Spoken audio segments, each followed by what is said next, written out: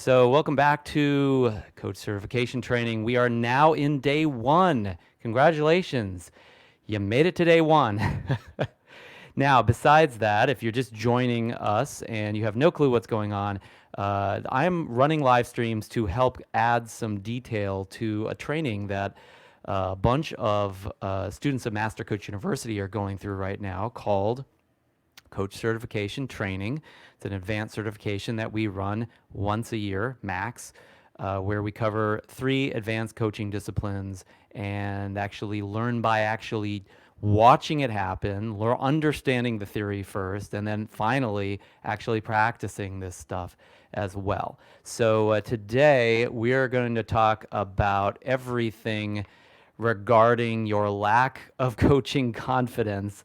So you might have actually heard this message earlier, and that might have been actually one of the conversations we had before you enrolled. But a big part of one of the reasons why a coach or someone who's new to coaching will first search for a certificate, first search to get certified as a coach, is because of confidence, because they're looking for a certain amount of confidence in their coaching ability or that they can actually coach somebody. Because one of the big questions a lot of times floating around in a new coach's mind or somebody who's hoping to start coaching is, who am I to coach somebody?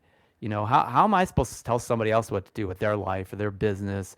You know, how can I really transform somebody else?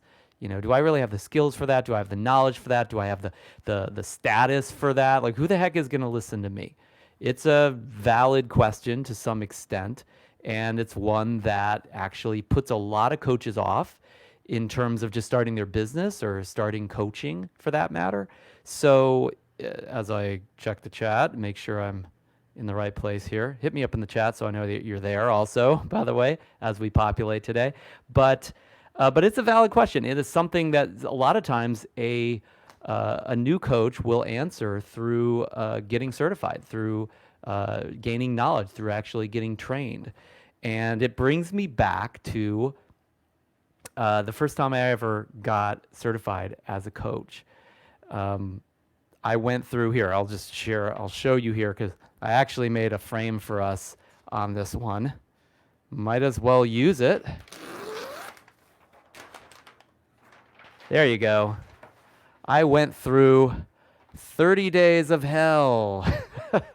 So not really totally hell, but I mean, it was tough. I went through a 30-day training with Tony Robbins as one of his new coaches, or one of his new kind of wannabe coaches at the time. And I still remember a lot of vivid moments from that process because they weren't just training us, they were also auditioning us to work for the Robbins organization as coaches. And so we were there from all around the world, or at least all around the country. There were some from Europe and other parts of the world as well, mostly the North America region. And we just kind of found each other and found this training and found the opportunity to go to work there. This was literally, this is 1999. It's 1999, I think. The end of 1999. And hey, Josie, good to see you. Thanks for chatting me up at this late time for at least for me. Not so much for you, I don't think. But anyway, aloha. So anyway, we came from all over, and we were just sitting there wondering, what the heck are we doing here? Like, what's going to happen? Are we going to get a job coaching? Are we going to learn something? Are we going to get better at this? Is it possible for us to do this for a living? By the way, this was a time when coaching was not a well-known profession. I mean, 20 years ago, I mean, I'm not saying the profession didn't exist. It existed. The word coaching was something that some people knew, but it wasn't a household name the way it is nowadays. I mean, you can watch national television now, watch one of these kind of competition shows, and half the time the people that are kind of mentoring and helping the people that are trying to win, they're just called coaches, right? So this is a kind of a term of art now. It's not something that is unknown to the world anymore. So yeah, I don't know why you don't see that on YouTube, Josie. Should be there on a live stream, but neither here nor there. Anyway, so it wasn't common at the time. So we were really like some of the first coaches, out of the to hatch ourselves, and we were wondering if this thing was for real at all. And so I remember going through day after day. They took us through every aspect of what, Tony Robbins technology was, all his different seminars, the content. His master trainer was there to train us. His top affiliates came from around the country to train us on his business training content. And we just went through again and again and again all these different kind of contexts that he teaches in, in his life and in his body of work. And then we were coached on coaching, and we had to like learn these processes. And then we got up in front of the room, in front of everybody, and had to like show people what we had, and we got feedback, and we kept revolving and revolving and revolving. And we were trying to get the mindset of it. We were trying to get the techniques of it, and then we were trying to get the knowledge around it as well. And we didn't have the benefit of watching coaching happen. We were watching us stumble over ourselves to try to figure out what the heck we were doing. That was really what it looked like. And I remember one day we had gone through an entire day of training around like salesmanship and entrepreneurship and things like that. And then at the end of the day, the master trainer came back. His name's Joseph McClendon. You can still look him up today. He's still, runs Tony's seminars in a big way. He's kind of the second in command in Tony's organizations. And Joseph said, "You know what? Your day's not over. It's actually just begun." Now here it's like 10:45 at night. It's almost 11 o'clock. And we're like, what the heck are you talking about, right? We've been through like a 12, 13-hour day. How is it that our day has just begun? And he said, you've just been acting out like your ability to help people. You haven't actually proven yourself yet. You haven't actually walked your talk. You just learned some information, and that's nothing. You put somebody who's like a black belt in karate, you put them out on the street in a street fight, they get pummeled because they've just spent all their time in the dojo. They've spent all their time in knowledge and all these forms and everything, and they haven't really gotten in a real fight. And you're about to get into a real fight. And we're like, what the heck does that mean, right? And he said, we're going to send you out into the world. Your job is to find people to help. Find people to make a difference for, and then get yourself back here by morning. And we're like, what are you going to like drop us in the middle of nowhere? And he wasn't specific about it, but then they passed out these little packages that had like a little Ziploc bag of almonds in it, and then like a emergency number to call, and like some quarters, and like a whistle, like just weird, right? Just like looking like a survival package, right? Like this tiny little package. And they said, okay, everything, like your wallet, give us all your identification items, give us all your money, give us everything that's in your pocket. Ladies, give us your purses. And so everybody's like giving up everything that we keep for ourselves to like stay alive and, kind of show people who we are. And all we got in exchange for it was like an emergency number, 50 cents of quarters, and a bag of almonds, right? And like a whistle. And so now we're getting scared. Now we're like, what the heck are they going to do to us? And they passed out these bandanas.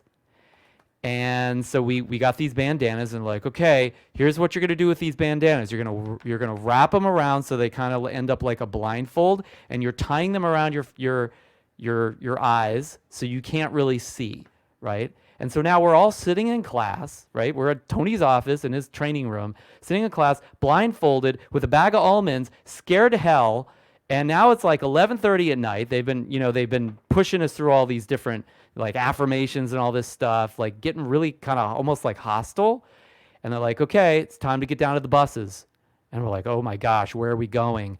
And so we march, and we're all holding onto each other because we're kind of blind at that point. And they lined us up, and they had us go down the stairs, or I can't even remember how we got downstairs, but probably elevators or something. And we're murmuring to each other, but they're just like, shut up, don't say anything. be quiet. And they pushed us onto these buses. And of course, we couldn't really see. And they start yelling at us and saying, okay, you're going to go out there. We're going to drop you off in different groups. And you're just going to have to find your way back. You're going to be miles from where you are now. And you're just going to have to change people's lives for the better. And then in exchange, those people that you helped are going to want to help you. And because of that, you're going to somehow get back here. And then you'll have passed our test.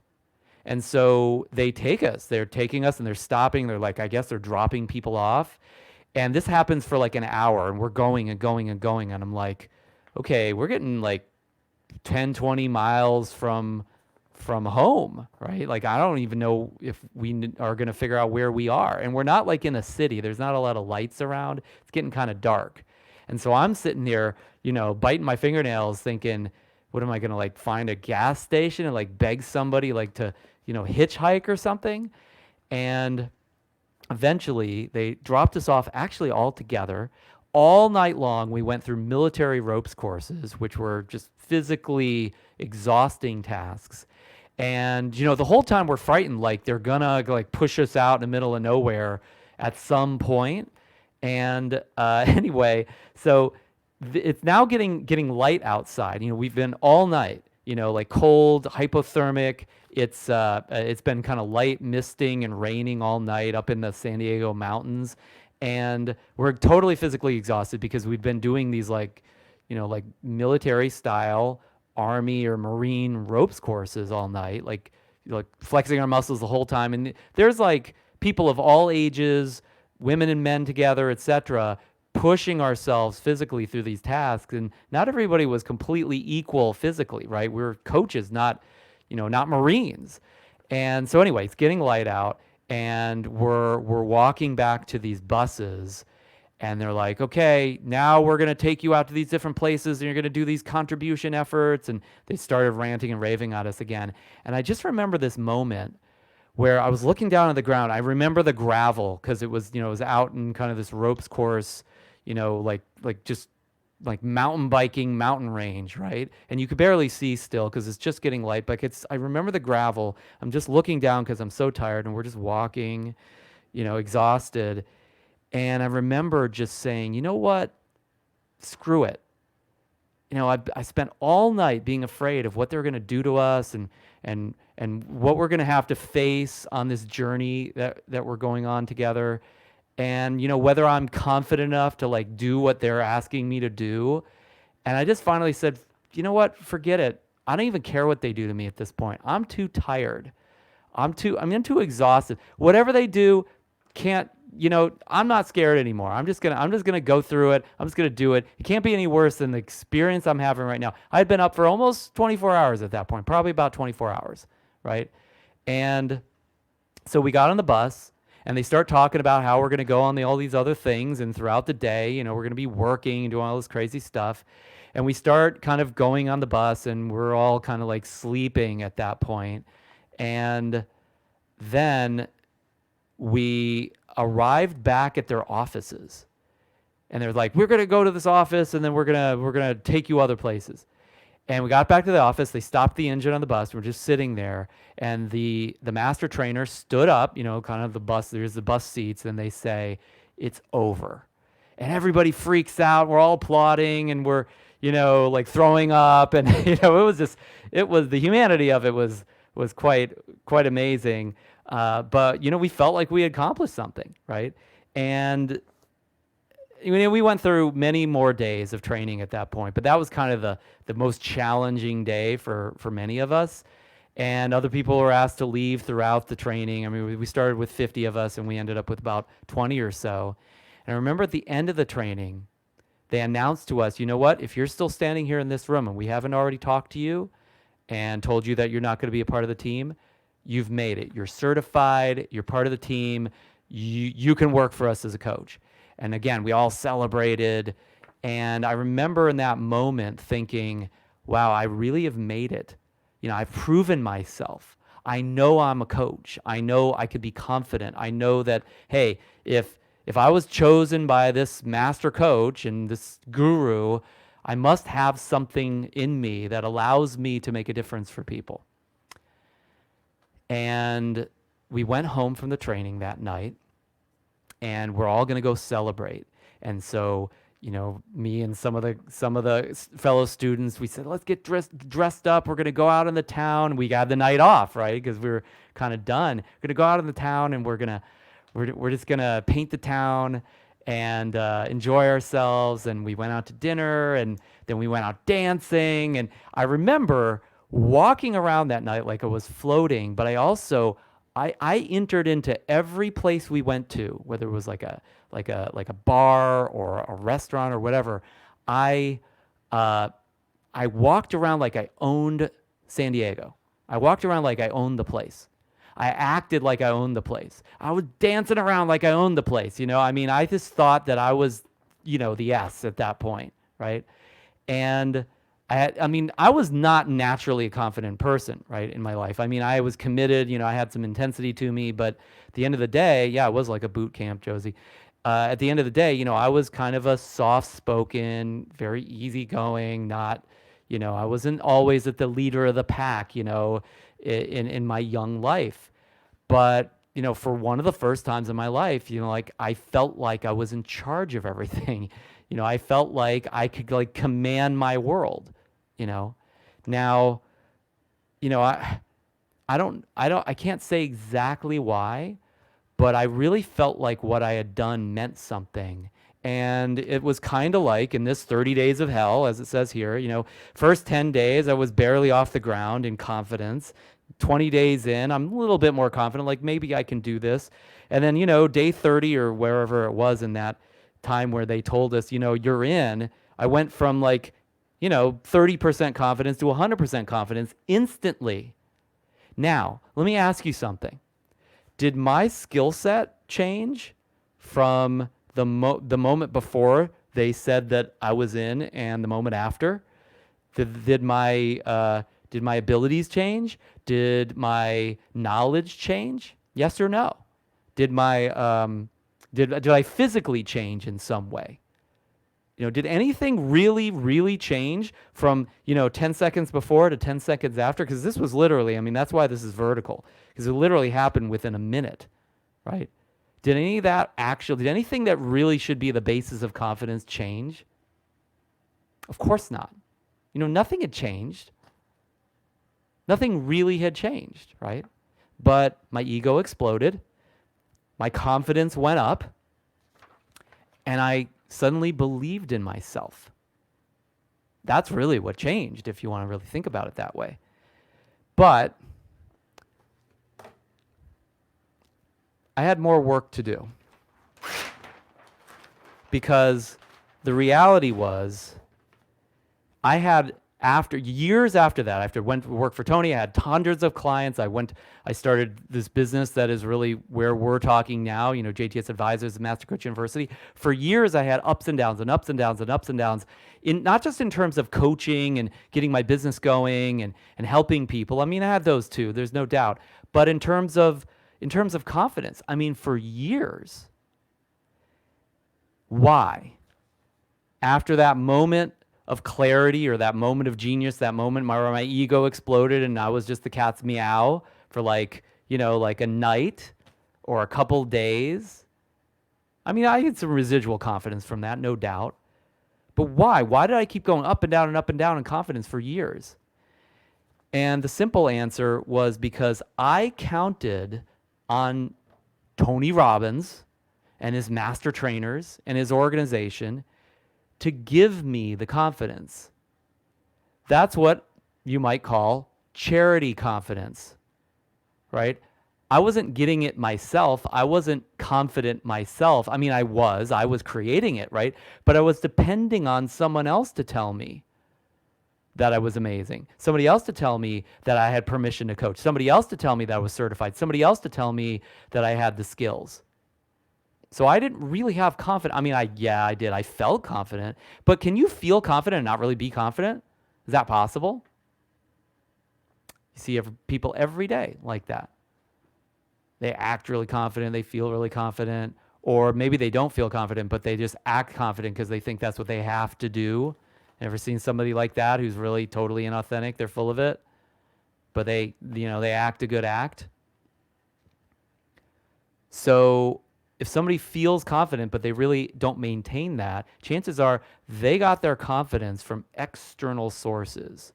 Somebody told them they were great. Somebody acknowledged them. Somebody certified them. They graduated, high school, college, got some degree. Somebody patted on the back. Somebody put stars on their chart. They got some accolade.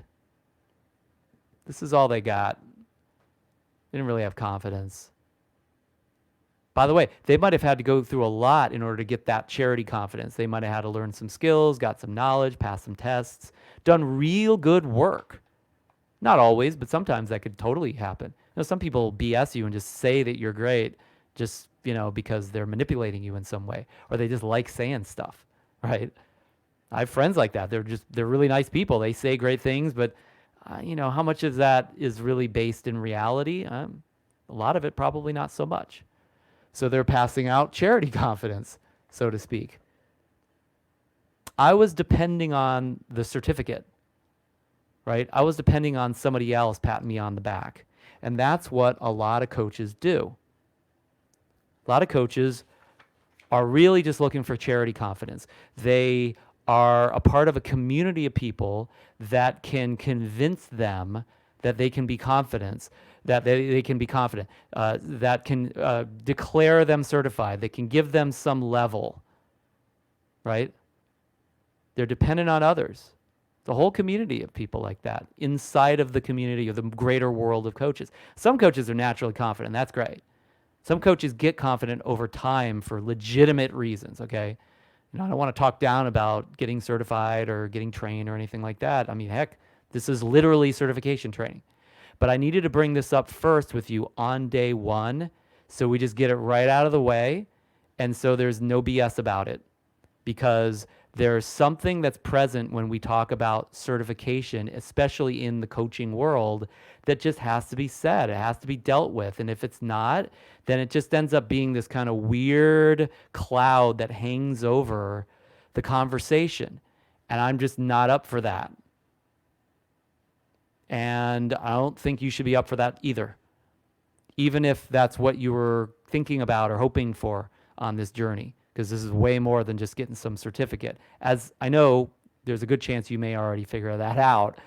But if you haven't figured it out yet, that is absolutely part of this, is that there's more than just me giving you buying the trophy, so to speak. So coaches look for this external charity confidence. And what is confidence normally for a coach? Well, I shared a couple things here. Obviously, a certificate is big for a lot of coaches. You might even be here because you figured, once I get this certificate from Master Coach University, then I'll have the confidence that I need, right? Might be part of it. That might be to you, that might be confidence, right?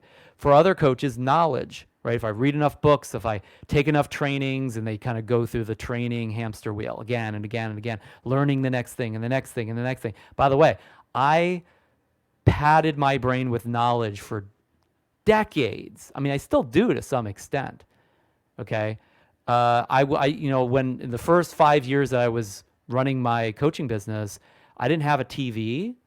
I had like a computer and I had some audio devices, things like that, but I didn't have a TV, right?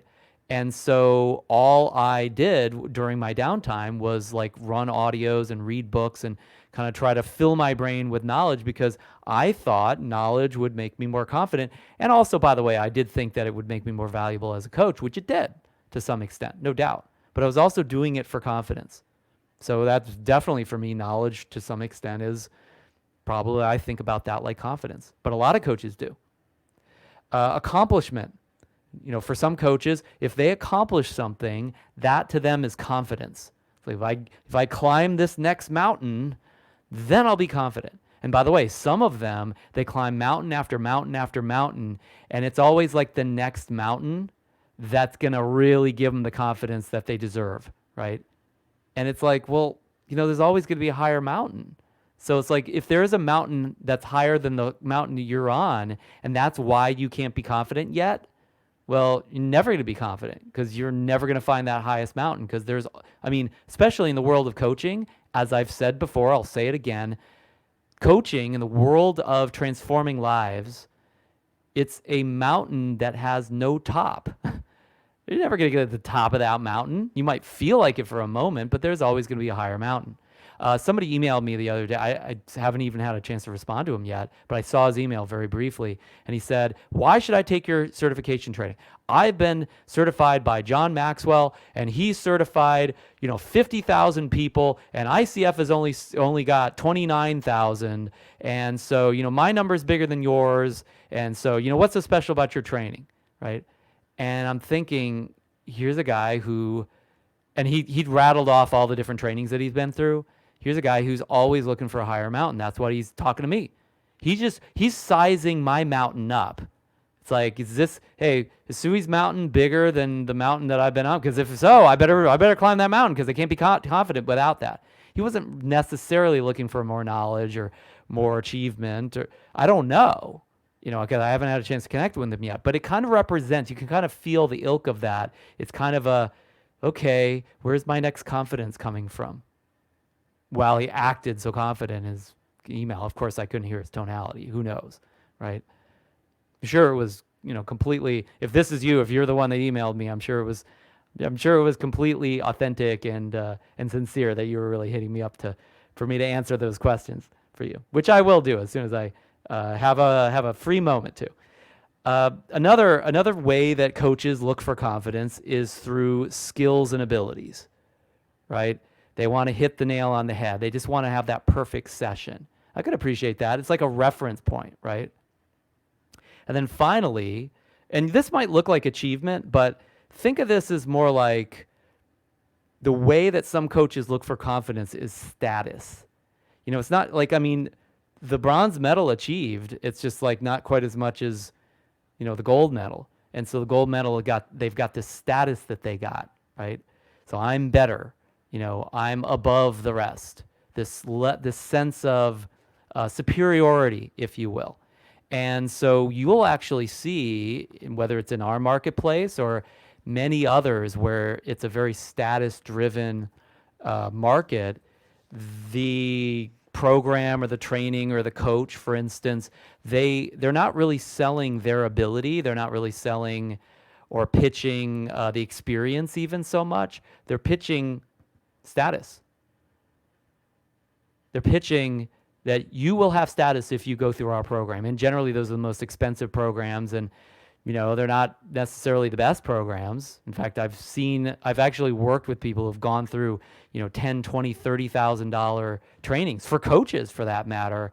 And they'll come back to me and say, Jeff, that stuff is not even close to as good as yours. Most of the stuff that you actually share and the teachings that you have and the experiences you provide are better than that thing.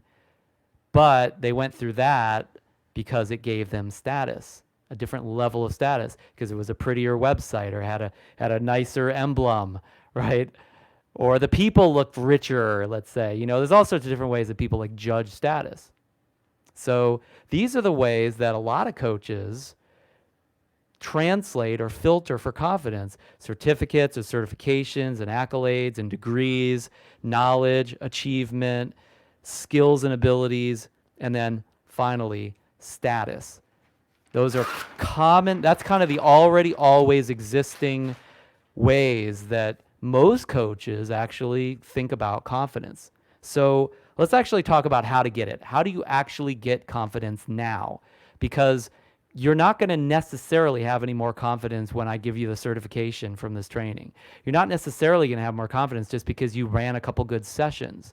There's all sorts of reasons why you might not. So let's get to like the core of what will give you not charity confidence, not temporary confidence, but real, sustainable, consistent confidence. So there's one big way. I should get a different color for this. Let's just try plain old black. There's one big way that you get confidence in any moment, right now. And everything else we're going to talk about falls under this one specific distinction. And I really don't have any place to write it, so I'll just write it like sideways here. and that is meaning. Whatever meaning you're currently owning in your head, whatever meaning you're creating, is going to either give you confidence or take confidence away. Now, it'll give you and take away other things as well. Meaning is the arbiter of reality in a lot of ways. I mean, if you have a relationship with somebody and you're angry at them, the only reason you're angry is not because of them, it has nothing to do with them. Now, you might say, well, they hit me or they abandoned me or they treated me badly. That's your meaning. I'm sure they probably gave it a different meaning, right?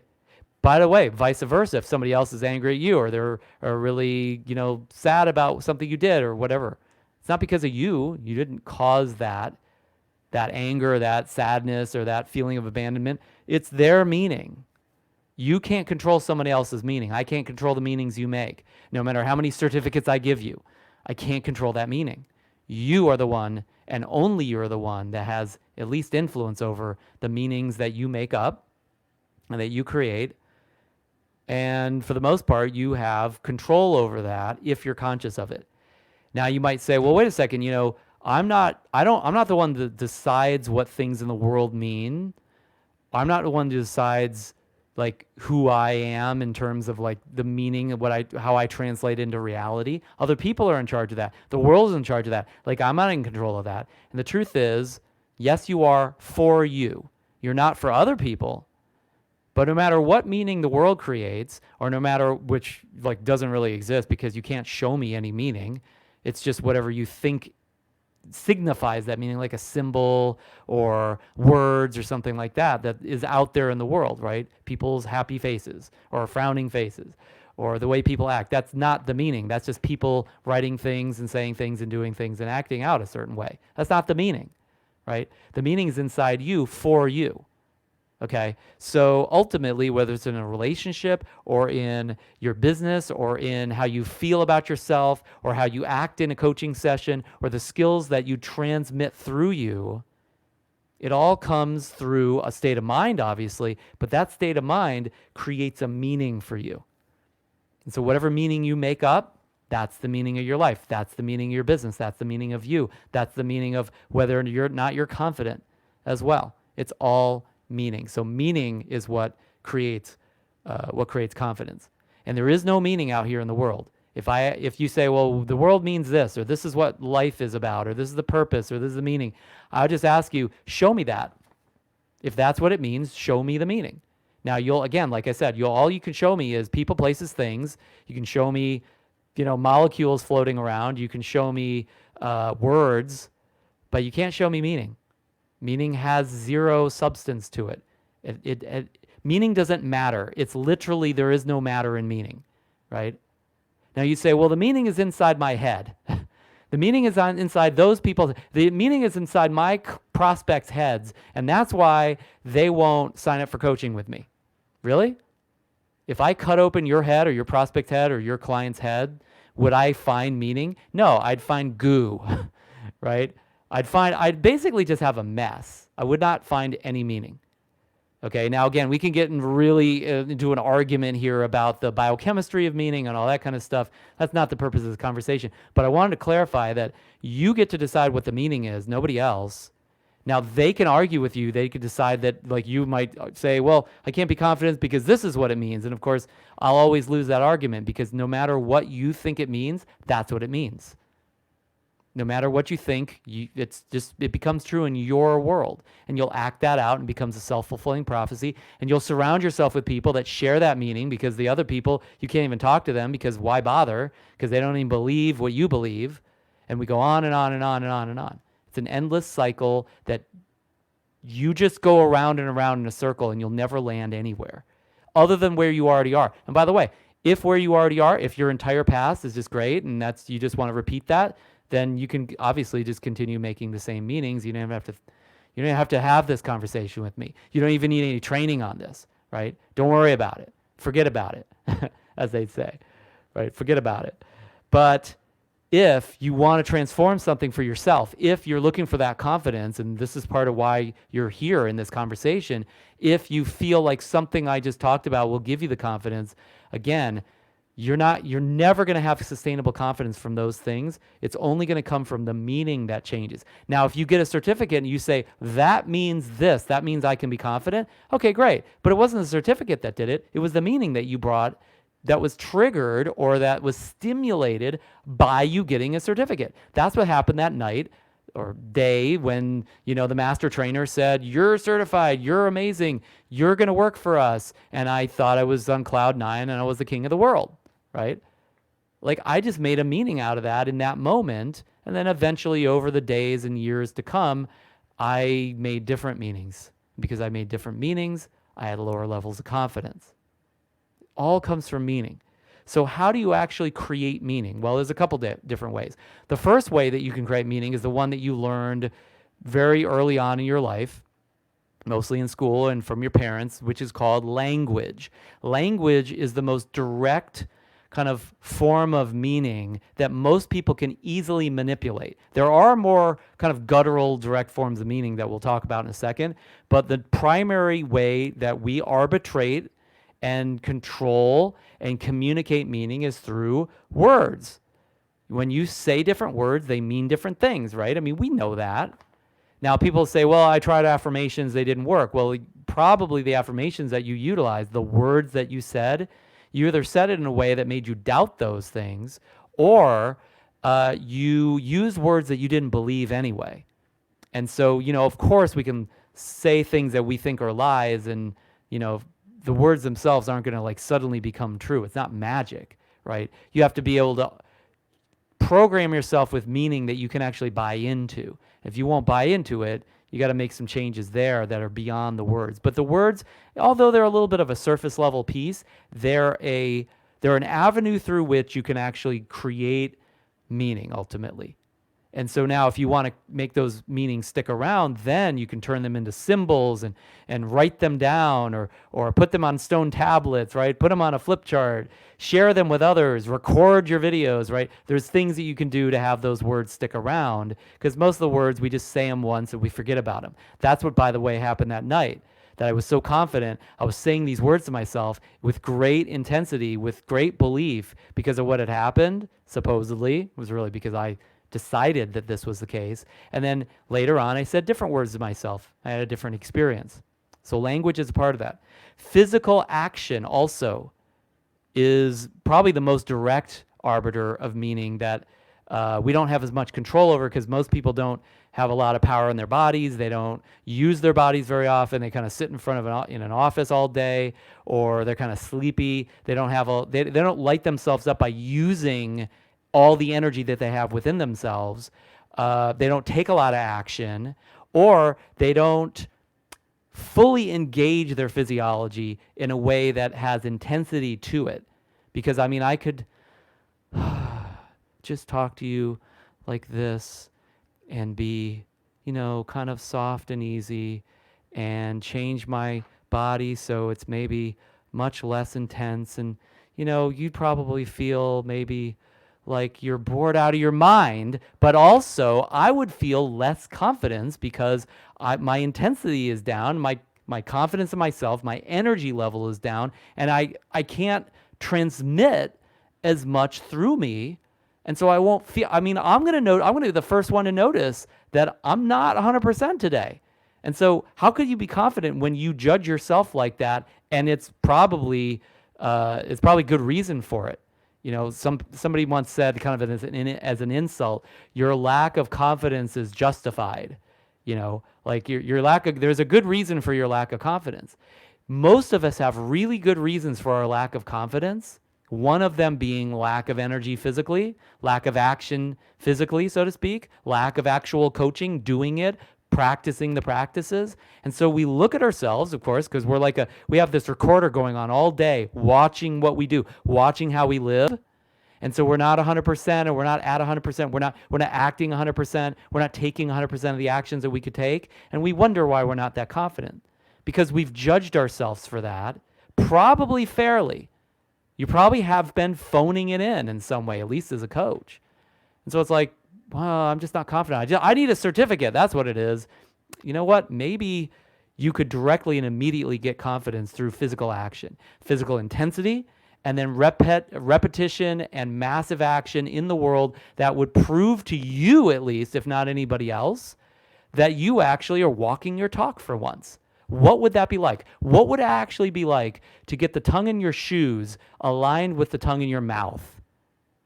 Because I'll tell you, like, it just makes me sick sometimes looking at this industry and all the coaches out there that are just, they're kind of waving the banner, not horrible, but they're just like, yeah, I'm a great coach. I'm awesome. Everything's great. They got a nice website. Everything's really shiny and happy. And it's like, they don't have anything to back it up with.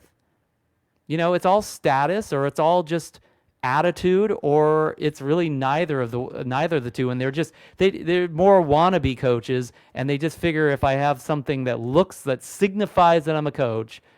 You want one of these? I mean, I know this looks kind of cool, but it's like, it's $100 and a little bit of design work. I mean, this whole thing probably cost me $200 worth of I didn't create any of this. This has nothing to do with me. This is a designer and then some printer. And I think I actually did a little of the design. I did a little bit of DIY, right? But, you know, this is just, it's all symbols. George Carlin once said, all these different things are symbols, and I leave symbols to the symbol-minded. But isn't it true, though? Like, there's so much posing out there and acting for status, especially in the world of coaching. It's like a cult of personality more than it is a cult of reality, something that's based on something that people can truly back up with action, with physics, they can actually stand behind it. Physically with their body, they stand behind it, right? So that's another way to create those meanings is when I create a physiology that has intensity to it, that has confidence to it, and I talk that way also, and I've been acting over the last couple of weeks at least, like I've been playing full out, and actually I've been showing up for my live streams, and I'm not just phoning it in, right? It's like midnight my time, and I haven't had dinner yet, right? I mean, I don't recommend that, but the point is I know myself to be someone at this moment who's giving 100%. And so I have a different level of confidence. Where are you? Are you at 20%? Are you at 80%? Are you at 110%? And by the way, part of that's just follow through. Part of that's intensity level, though, as well. And so you have a combination of those two things. You can get confidence real fast doing those couple things. And most people, they're like, make one phone call, do one really quick thing, kind of half-assed, with like barely with a smile on their face, like hyperventilating. And they're like, okay, didn't work. Okay, I give up. It's like, look at what happened. I mean, physically, lack of action, lack of physical action, lack of physical intensity. Where did you think the confidence was going to come from? Oh, yeah, that's right. You were looking for charity. You thought I was going to give you that. You thought the person that you called and tried to sign up for coaching was there. They were there to pat you on the back, to make you feel better about yourself. They were there to give you the confidence that you don't have, so then you can go do it again. So then you can actually make another call. So then you can change another life. And you're supposed to be a coach, and you're supposed to be helping other people. Holy shit. That is a no pass. And if you think for 1 second in this training, in any of our live training sessions, or any of the things, the hoops that you're going to jump through in coach certification, like we talked about the other day in T-1 days, the coach's journey that we talked about. If you haven't watched that, you should watch that. I'll try and link to it if I can find where we are. It's 45 minutes into the video, and we'll tag it, at least on YouTube. You think I'm going to stand up for that and let you get by with that and give you a certificate and just say, happy trails, good luck, you're going to be fine? There is no freaking way in hell I'm going to allow that. Not on my watch. And it shouldn't be on your watch either. That's why I'm having this conversation with you in day one. Because it's in the space, it's in the conversation, and I cannot, I'll puke if I allow it to stay there anymore. Are you getting this? Hit me up in the chat if you are. Does this make any sense to you? Any yeah buts? Anything like Suey's full of shit and he doesn't know what he's talking about? Like he doesn't understand where I'm at? Because I want to know. Okay, so language we talked about. That'll create meaning. Physical action. I think we beat that horse to death. Speaking of this one, it's funny, and it literally came up as like before I got to it. Emotion. Like confidence is just an emotion, right? So you could actually have a feeling of confidence, just an emotion, and we'll literally, in our first training session, if we haven't already had it, we will be working on and talking about key buttons that you can push to actually generate emotion. So confidence is nothing but an emotion. You can feel it at any time because you have control over your emotions. And a lot of people don't think they do, but we're going to get into that. I'm not going to belabor that one tonight in this live stream. Focus. What you focus on. You could focus on things that make you feel confident, or you can focus on things that make you feel a lack of confidence, right? That could totally happen as well. So meaning comes from language, physical action or lack thereof, and intensity of action, emotion, and focus. Because I can focus on different things which will create different meanings. And confidence is a meaning. And then finally, and we talked about this big time yesterday, your story. Story and your past and what you've been through and what your future looks like and kind of like the timeline of your life or your coaching business or whatever, that story is one that could give us or take away confidence from us, right? And so we have a narrative or an arc that we live, and some of us are in a story of a romance, and that's a beautiful thing. Some of us are in a story of a tragedy, and that's something that probably won't feel very confident at times. There'll probably be some sadness in that story. Some of us are living a story of, a competition, and then we're probably going to look for status to give us the confidence. Some of us are living a story of a victory. Some of us are living a story of overcoming obstacles. Some of us are living a story of contribution and a gift that we have in our life, the gift that we can give others. Different story, different focus, different story, different focus, different meaning. So those are shortcuts. You don't necessarily need this certificate if you could do some of this. And if you do some of this, you'll be much more powerfully moving in the direction of getting your certificates. Language, physical action, and intensity of action. Physical intensity, so to speak, emotion, focus, and story. Those are the avenues through which you can create meaning. By the way, how might you do this for your clients? Like, could you not work with your clients on their story, on their language patterns, on their physical action or physical intensity, on their emotion, on their focus? I mean, a lot of that you could do just like knowing that it exists. I mean, you could walk away from this live stream, from this video, if you're watching this on a replay, get into coaching sessions where that's all you talk about, and everybody's going to be probably, if you do it with any kind of skill whatsoever, like, wow, where did you come up with this stuff? Right? So you could change other people's lives. They may not need confidence, but they're going to need meaning of some other sort. Or maybe they're leaders and managers, and they have to help other people create meaning, right? That's what a leader does in a lot of ways. So you create meaning for yourself, confidence shows up, you have enough confidence, enough meaning in your body, in your life, where you can deliver that meaning or help others transform meaning for themselves, and suddenly you're creating a positive cycle, a domino effect that will change many lives that you will never even meet. My job here as your trainer, as your mentor, as your coach, is to start that conversation today. Start that conversation literally in this dialogue that we're having here. So we're going to get to this in a second, but we had a bunch of chats, so I'm going to check those, and then we'll continue. So, all right, clear cost on your website. Somebody's looking for costs. Yeah, just it looks like you're commenting on YouTube. So here's what I'll do. I'll reply to your comment as soon as I can once we're done with the video, and I'll give you a link that'll give you details. I can promise you that. I'm speaking specifically of the training that is happening right now that we just began like yesterday or today, depending on the day that you're watching this. And then, feel free to ask questions if you have them. I'm happy to answer them. One of the reasons you might not be clear from just going to like a website of ours, we have several of those. And in addition to that, Master Coach University has like 5 or 6 different programs. So kind of depends on which program you're looking at and when we're offering it as well. Yeah, absolutely. Happy to help, especially when it comes to it comes to those kind of questions. Okay, and yeah, so Josie says accountability is very important. Telling stories is a great way to gain attention. Absolutely, because stories are where we create meaning from.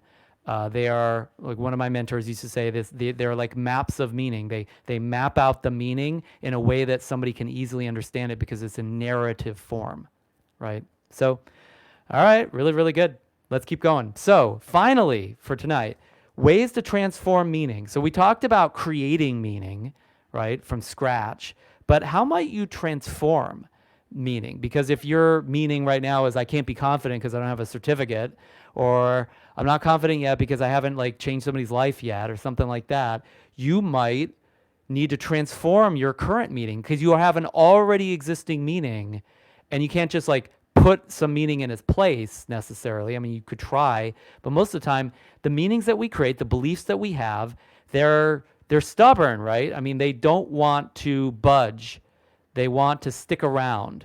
So it's a couple with different ways to transform meaning. And again, part of this is just for you for today for confidence purposes. Part of this could be methods through which you actually coach your clients. So like I said a second ago, part of transforming somebody's life is part of causing the breakthroughs that could occur for them through facilitation and coaching and talking to them, etc., is through transformation of meaning. This is the greatest way that I a lot of times help my clients is just through transforming meaning. I'll give you an example, just one quick example.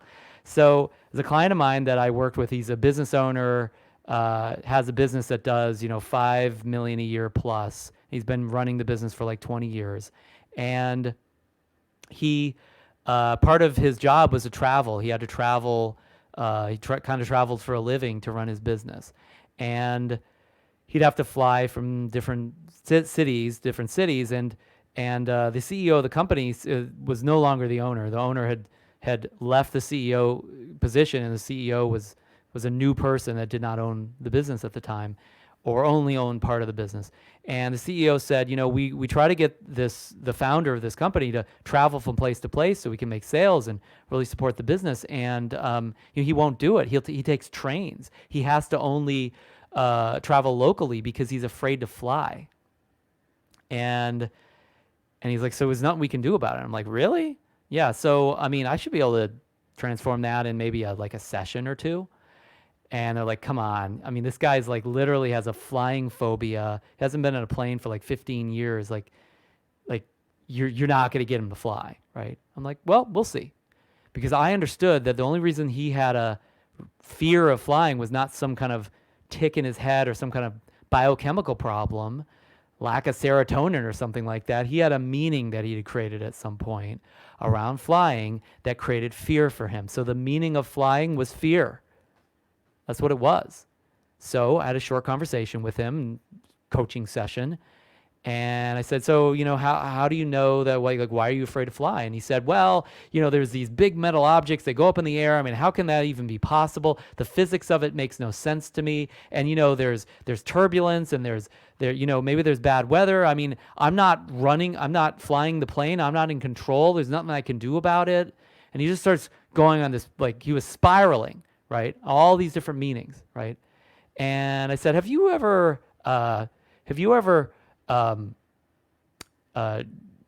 ridden off-road before? And he said, what are you talking about?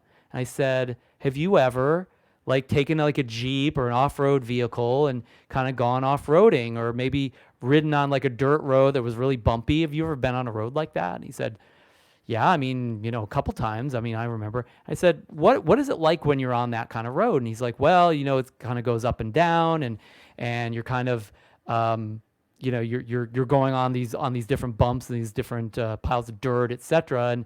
And so it's kind of rocky, And I asked him, I said, well, are you afraid? He said, well, no, I'm not really afraid. It might not be comfortable, but I'm not afraid. It's just a little uncomfortable. And I said, how do you know that you're not going to drop through the ground? And he said, well, because the ground supports me. The ground is solid. It supports me. And it's, I'm just bumping up and down because the various, the ground is not even, right? And I said, well, when you're up there, and because he had told me just a second ago, like he was most afraid when there was turbulence. I mean, he just freaks out, right? And I said, when you're up there and it's not smooth air and it's turbulence, there's still air there. It's just bumpy air, right? It's kind of like waves of air. And so I said, when you're bouncing up and down, you're just bouncing up and down on the air. The air is still there. It's not like the air is going to disappear. The air supports the plane, and that supports you. And I asked him, what would it be like if you just, since you obviously are making up these meanings in your mind, all these and I asked him, I said, well, what do you think about in your mind when you think about flying? He's like, I think about falling out of the sky, and I imagine this picture of me like split wide open, because the plane exploded and all this really gory stuff. And I'm like, if I thought about those things, I wouldn't be able to fly either, right? And so I told him, I was like, since you make up all these meanings and all these stories and all these visualizations that aren't really true, I mean, it's very unlikely to happen. It's safer than like riding a bus. And you also understand that, like when you're bouncing up and down, you're just basically bouncing up and down on the air, and you're basically like just coasting along on the air. Well, why don't you like make up a new meaning? Why don't you just make up a new story? Like, what would be kind of a fun story that you can enjoy and actually kind of enjoy the ride of it? And he's like, well, I don't know. I mean, this is a very creative man. I mean, he literally won a Tony Award for compositions that he had written for like the Anna Karenina musical like 20 years ago, right? Like talking about a creative genius, okay? But he was just a little bit too creative for his own good, right? And so he started making up like, well, I don't know, I could like imagine I'm like Peter Pan and I'm like floating along in the sky. And I was like, well, okay, imagine what it would be like to fly like that. And he kind of closed his eyes and he imagined it and he thought about it, and he's kind of laughing, and he's in a completely different state of mind because he created a completely different meaning. He had transformed from this crappy meaning that made him phobic to a meaning that actually made the thing that was painful and fearful and that he was terrorized, basically terror, into fun.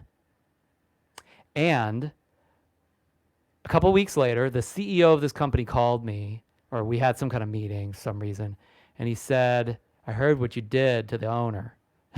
I'm like, what happened? And he said, the guy called me, he took the plane. After he got off the plane, he said he had so much fun on the flight because he was Peter Pan and he was coasting along in the air, and he can't wait for his next flight. And he's ready to travel to, all the way across the country to do business for us now. He's going to make tens of thousands of dollars more. And I just laughed.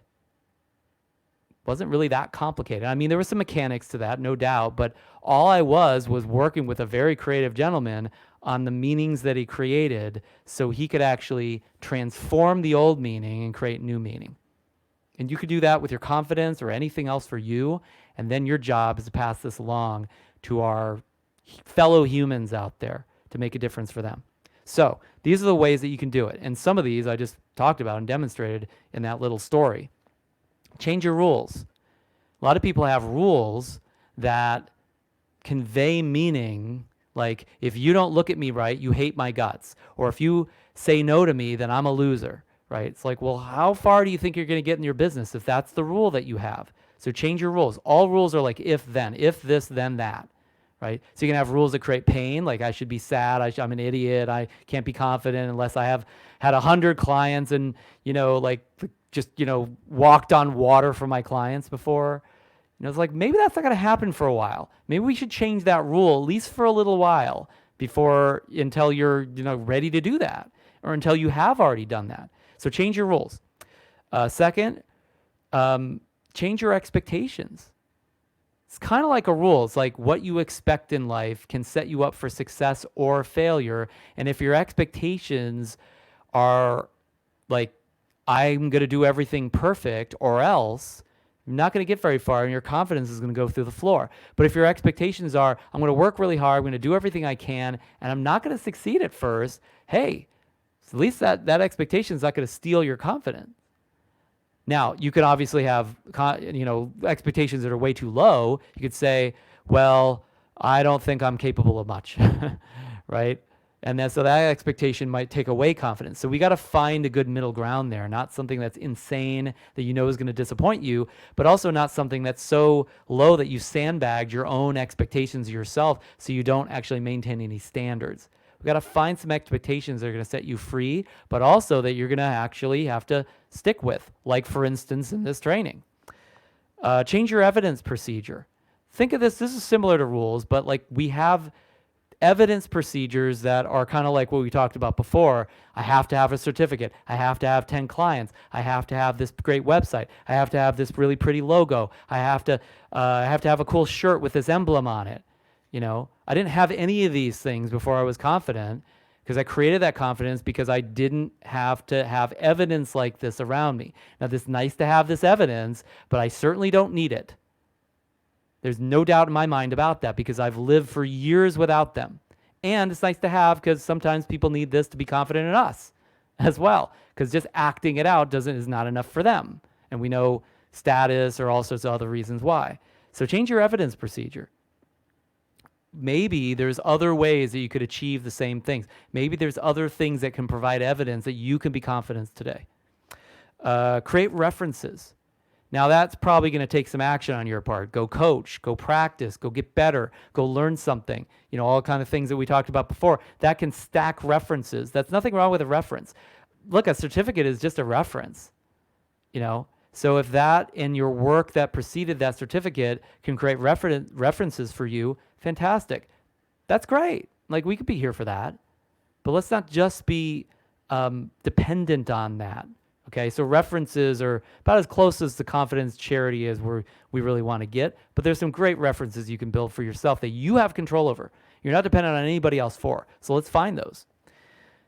Do the work. I mean, we kind of talked about that when we talked about action. Like, get to work. You have work to do. If somebody says I'm scared, or somebody says I failed, or somebody says I'm depressed, I'm like, fine.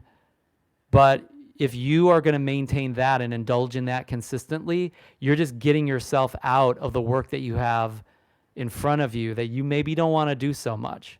So let's get off it. Let's get off our pity pot or whatever you want to call that, that emotional indulgence in negative emotion or lack of confidence, and get to work. You get to work, confidence is going to show up. Then finally, find and emulate a role model. There are probably people that or coaches that or mentors that that you look up to enough to say, they're confident. They have some confidence here. What if you just utilize them, focused on them for a while, not forever, not like they're your guru or something, but actually looked at what they did, copied the heck out of it, be a good parrot, and then just kind of do the same thing. It's a great way to generate initial confidence from somebody that already has it. One of my original kind of teachers, Richard Bandler, founder of NLP, he used to say, why be yourself when you can be somebody else? It was kind of a joke, but really what he was meaning is that, hey, we don't have, whatever we think we are, that doesn't have to limit us. Is if we just act out being somebody else, we start to feel like that's us.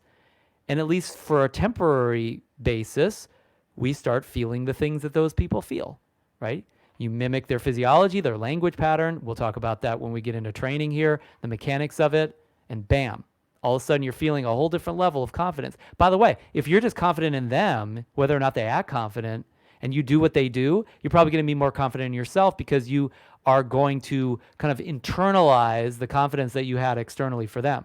It's like, I'll do sometimes as a ritual, I'll think about gurus that I really believe in, that I believe in are amazing, that I look up to, and I'll visualize them, and I'll actually imagine them floating towards me, and then actually getting inside my body, basically, like kind of shrinking them down, and like, okay, I own that person. That person is inside of me now, and all their abilities, all their skills, all their confidence, all their emotion is inside of me. And it's kind of a fun little exercise, but it's a way to feel what somebody else might feel that I don't naturally feel.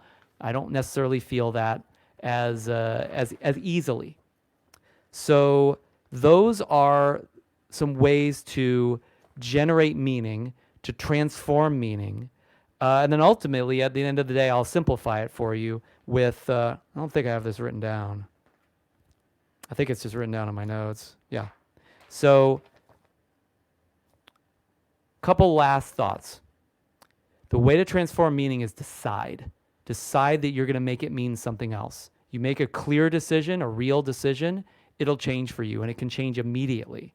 Communicate, like actually talk about that decision. Share it with others. Get out there and actually take action, but also use your words, use your communication, use your body, use everything that you've got to talk to people in a way that actually not just conveys confidence, but discusses what your basis for this decision is and who you are now.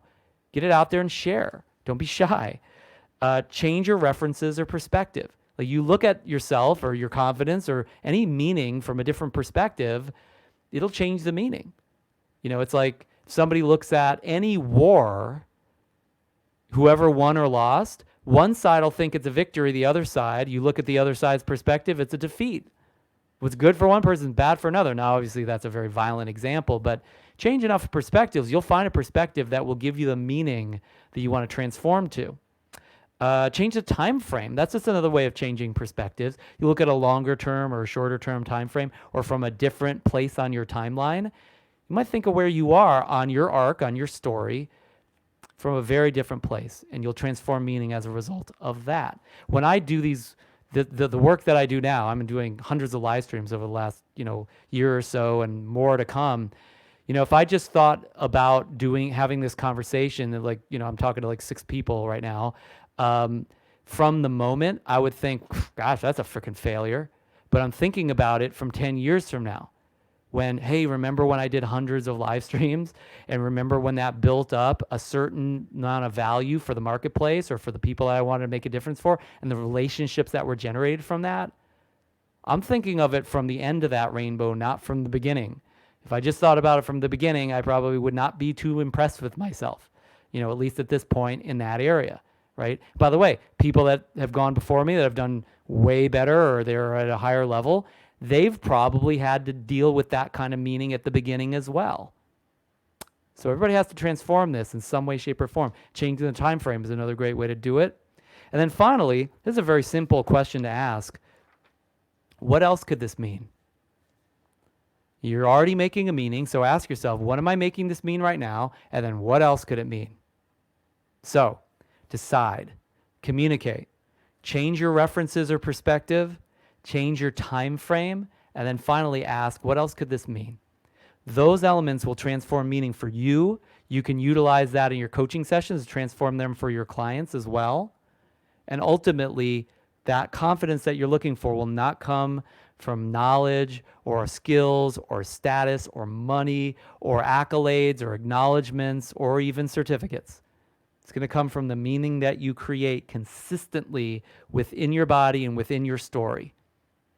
And you have most of the keys to transform that now. Now, again, I'm overviewing this, so I'm not going to give you every technique just in this one live stream. But I hope that it encapsulates for you the journey that you're truly on, that it's not just a matter of just obtaining something. Because, I can send you the certificate right now, and it wouldn't mean anything. And I think you would know that. Some people will take an online course, they'll watch some of my videos, and they'll say, hey, where's my certificate? That's going to make a difference. But to them, that means something, right? So you decide what things mean. You're in control or the arbiter of your meaning over time, and you have massive influence over it. And then for meanings for your clients, these are the ways that you can sometimes transform that depending on the coaching conversation that you have.